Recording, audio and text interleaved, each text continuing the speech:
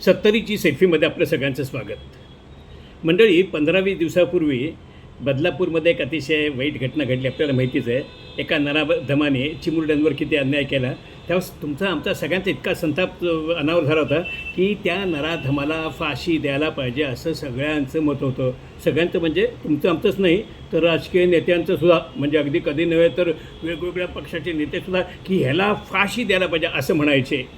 पण जर राजकीय नेते की नाही जास्त दिवस एकत्र राहू शकत नाहीत एकाच मताचे.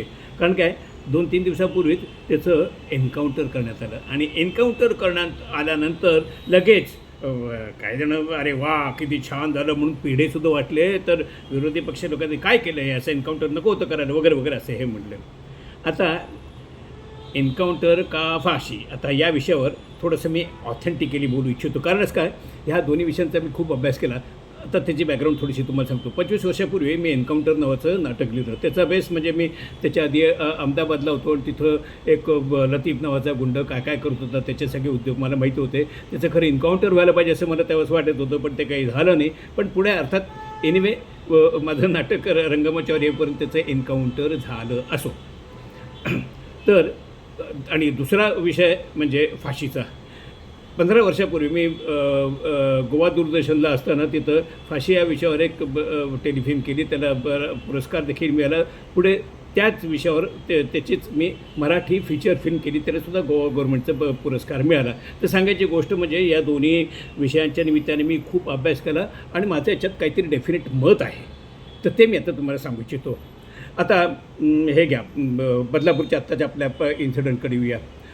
तो कोणी जो अक्षय शिंदे होता, तो जास्त जगण्याच्या लायकीचा आहे का नाही, तो मेला आहे तर मला दुःख आहे का नाही, म्हणजे तो मरायला पाहिजे का हो, त्याला फाशी व्हायला पाहिजे का हो, पण फाशी होऊ शकली असती का नो.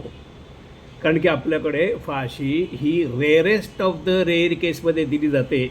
मी आता तुम्हाला सांगायचं झालं तर गेल्या 77 वर्षात 67-68 लोकांना फक्त फाशी देण्यात आलेली आहे. म्हणजे दर वर्षाला ॲव्हरेज एक फाशी पडते. आता ती का पडते, आता ह्याचं तुम्हाला सांगतो कारण. कारण की कुठली केस झाले की आपल्याकडे कायद्यातलं एक प्रिन्सिपल आहे की 100 निरपराध आपलं गुन्हेगार सुटले तरी चालेल, पण एका निरपराधाला शिक्षा होता कामा नये. यामुळे बेनिफिट ऑफ डाऊट हा दिला जातो. त्यामुळे प्रत्येक केसमध्येच की ह्याच्यावर अन्याय तर होत नाही ना, या दृष्टिकोनातून विचार केला जातो आणि मग त्याचा फायदा हे मंडळी उठवतात. आणि खालचं कोर्ट, हायकोर्ट, सुप्रीम कोर्ट त्याच्या तारखा इकडे तारीख वेग तारीख करत करत ते कधीही फाशीपर्यंत जात नाही. आता त्यात सुमारास एक अजमेरची म्हणजे एक फार जुनी गोष्ट सांगतो. 92 साली अजमेरला हे जे आत्ताचे जो मुलींवरचा जो अत्याचार जो आहे त्याच्यापेक्षा फार भीषण अत्याचार काही नराधमांनी केले.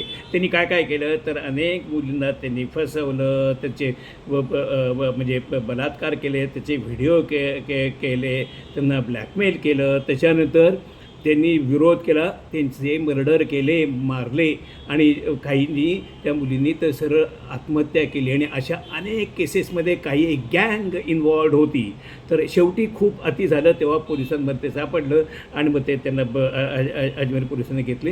ही 92ची केस आहे. मग त्याच्यानंतर ती केस जी चालली ती आत्ता गेल्या महिन्यात म्हणजे 32 वर्षांनी त्यातील 6 जणांना फाशी नाही तर जन्मठेप झाली.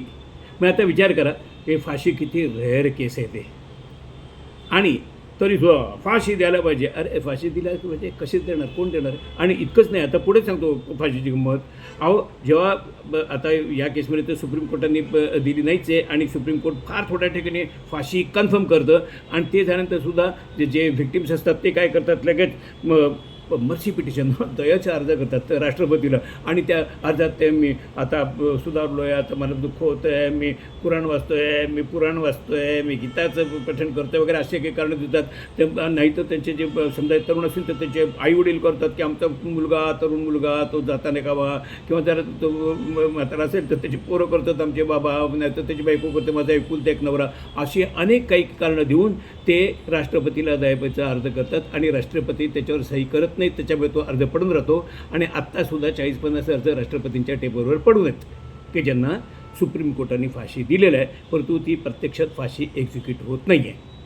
तर आता ते काय पडून राहतं, तर जे होम मिनिस्ट्री असते त्यांनी त्याच्यावर काहीतरी डेफिनेट स्टँड घेऊन म्हणजे त्यांनी जर असं कळवलं की नाही ही माणसं कुठल्याही परिस्थितीत दयेच्या लायकीची नाही आहेत, त्यांना फाशी द्यायलाच पाहिजे, कारण ते समाजात असं जर स्पष्ट परखडपणे कळवलं तर राष्ट्रपती सही करतात आणि त्यांना फाशी दिली जाते. उदाहरणार्थ हे जे दिल्लीचं जे निर्भया केस झाली तर त्याच्यातल्या जे जे क्रिमिनल्स होते त्यांना फाशी झालं ते अशामुळे. पण असे फार थोडे केसेस होतात, बाकी सगळ्या ठिकाणी ते पडून राहतात आणि इतके ती केस पडून राहते की शेवटी ते माणसं फाशीच्या ऐवजी ते नॅचरल म्हातारे होऊन ते मरतात. त्याच्यामुळे काय ही जी फाशी जी आहे शिक्षा वगैरे आहे, आयदर तुम्ही संपूर्ण कायदा बदला किंवा फाशी द्यायलाच पाहिजे वगैरे असं नुसत्या गप्पा मारू नका. बरं हे गव्हर्नमेंट असो किंवा वेगळं गव्हर्नमेंट त्याच्यात फरक नाही असं, म्हणजे त्याच्यात असं नाही म्हणता येणार की काँग्रेसवाले चांगले होते किंवा भाजप चांगले किंवा समाजवादी चांगले, असे सगळे सारखे, कारण ते पडून जातं केसच, त्याच्यावर कोणीच काही निर्णय घेत नाहीत असो. त्याच्यामुळे आता मग एन्काउंटर करा. येस, आता या एन्काउंटरचे सुद्धा हे गमत बरं का. एन्काउंटर हा शब्द 80च्या दशकात आपला म्हणजे मुंबईत प्रथम रूढ झाला. त्यावेळेस म्हणजे रिबेरो होते आपले पोलीस कॉप. तर रिबेरो म्हणजे काय इमेज आहे तुम्हाला सगळ्यांना माहितीच आहे. त्याचं बुलेट फॉर बुलेट हे पुस्तक तर प्रसिद्ध खूप जणांनी वाचलं देखील असेल. तर त्यावेळेस असंच म्हणजे तो दाऊची गँग, मग त्याला उत्तर देणार इथं ह्याची गवळी गँग तयार झाली आणि मग ते सगळे गँगस्टर जे होते ते म्हणजे ते नुसते एकमेकांना मारायचे नाही तर खंडणी वसूल करा, लोकांना दहशत करा ना, आम्ही तुम्हाला ठार मारू शकतो या बेसिसवर फिल्म इंडस्ट्री, राजकीय लोक आणि हे बिल्डर लॉबी आणि पैसेवाले कुठले असतील त्याच्याकडे ज्यांच्याकडे काळा पैसा ते घाबरून काही जण त्यांना खुश ठेवायचं म्हणून काही जण त्यांचं आपल्या बाजूने घ्यायचं, काही जण आपला राजकीय हेतू साध्य करण्यासाठी म्हणून त्यांना खुश करत होते आणि तिचे फोफावलेले होते आणि ते मुंबईत अशा ठिकठिकाणी अशा त्यांची मर्डर्स आणि त्यांची दहशत होती.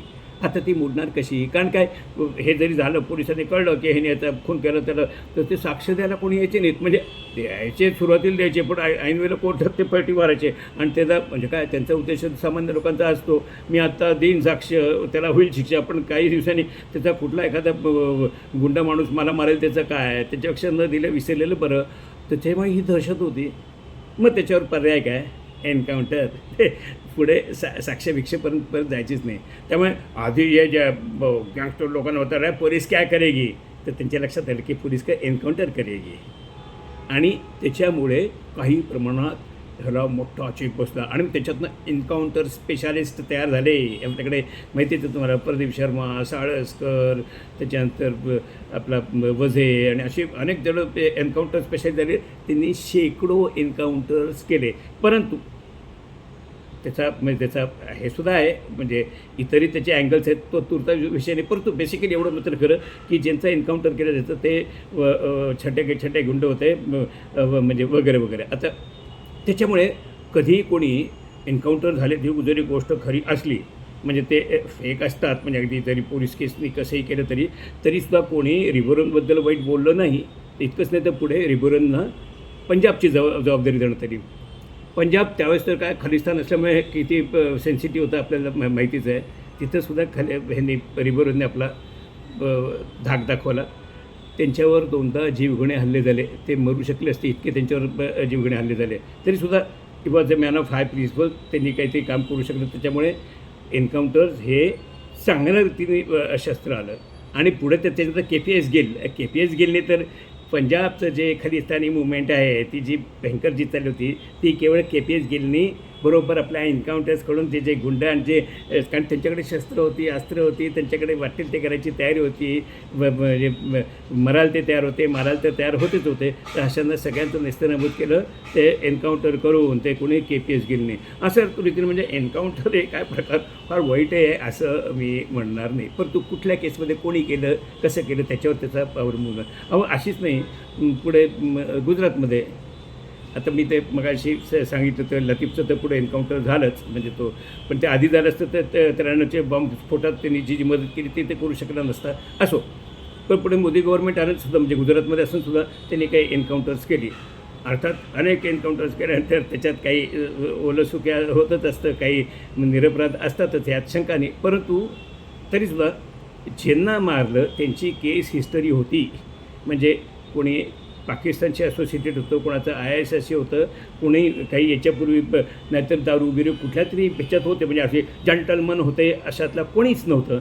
म्हणजे फक्त काही जण फार मोठे क्रिमिनल होते, त्याच्यावर काही छोटे क्रिमिनल होते, परंतु म्हणजे त्यांचं एन्काउंटर केलं ही गोष्ट खरी.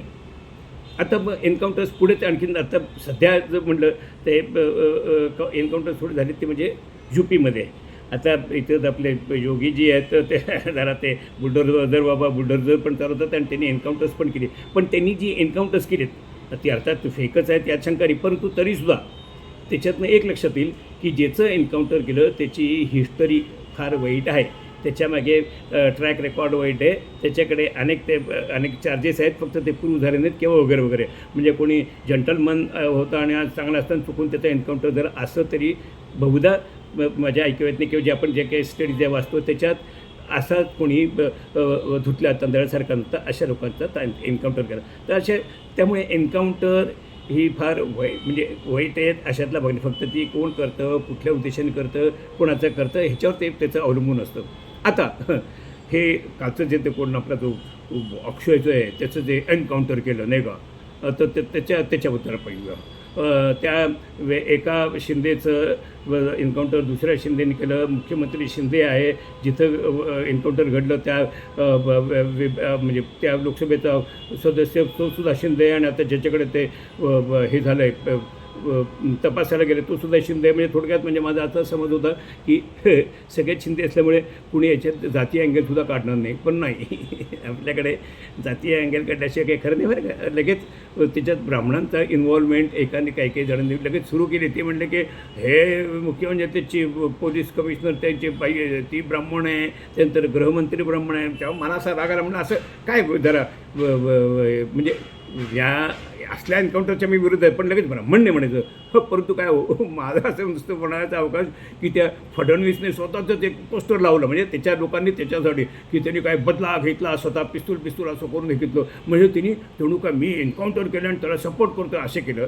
तेव्हा मात्र मला लाज वाटली, अरे काय मनुष्य आहे, कुठल्या गोष्टीवर आपण अभिमान वागायचा का लाज वागायची. पूर्वी कोणी कुठला मुख्यमंत्री असं म्हणायचं का ह्याच्या रिबोर जगात की मी केलं म्हणून. ज्याने करायचं ते करतात, फक्त त्याला कसं डील करायचं हे मुख्यमंत्री. हा इथं तो गृहमंत्री स्वतः सांगतो, स्वतःचं पिस्तूल करून द्या, अर्थात लगेच कोर्टात गेल्यामुळे ते लगेच ते काढून टाकलं, ती गोष्ट वेगळी. आता आपण या केसकडे येऊया. याच्यावर मी जास्त बोलू शकत नाही, कारण की सध्या ते प्रकरण न्यायप्रविष्ट आहे, त्यामुळे न बोलणं योग्य. परंतु तरीसुद्धा या निमित्ताने आता काय हे केलेलं आहे सरकारने, काही लोकांनी, की डायरेक्ट म्हणजे हे केलं हे योग्य का अयोग्य केलं, म्हणजे जणू काही हा अक्षय शिंदे ह्याच्या बाजूचे लोक आहेत विरोधक म्हणजे, आणि मी त्याच्या विरोधात आहे अशा प्रकारचं एक इमेज केलेलं आहे. ही मात्र राज्य एन्काउंटर कोणाचं करायचं आणि कसं करायचं हे आता मी काही उदाहरणं तुम्हाला सांगितलं तसं व्हायला पाहिजे होतं. आता ही केस म्हणजे अशी मला वाटते की एका जंगलात म्हणजे अनेक वाघ असताना एखादा उंदीर मारायचा आणि स्वतःची पाठ थपटून घ्यायची, हे बघा मी त्या उंदीरला मारून दाखवलं वगैरे वगैरे, हे अशातले प्रकार आहे नाही का. तर एनिवे आता ते हे त्यांनी जे केलं ते इलेक्शन डोळ्यापुढे ठेवून केलं आहे आणि लोकांपुढेच ते येऊन बोलत आहेत की काय आम्ही केलं वगैरे वगैरे. त्यात लोकच त्याचं काय ते हे देतील निर्वाळा. माझं काय मत आहे ते मी तुम्हाला सांगितलं. आता लोक काय म्हणजे त्यांना त्यांची पाठ थोपटतात का पाठीवर झपाटा मारतात हे लोक ठरवतील. एनिवे मी माझं मत म्हटलं. धन्यवाद.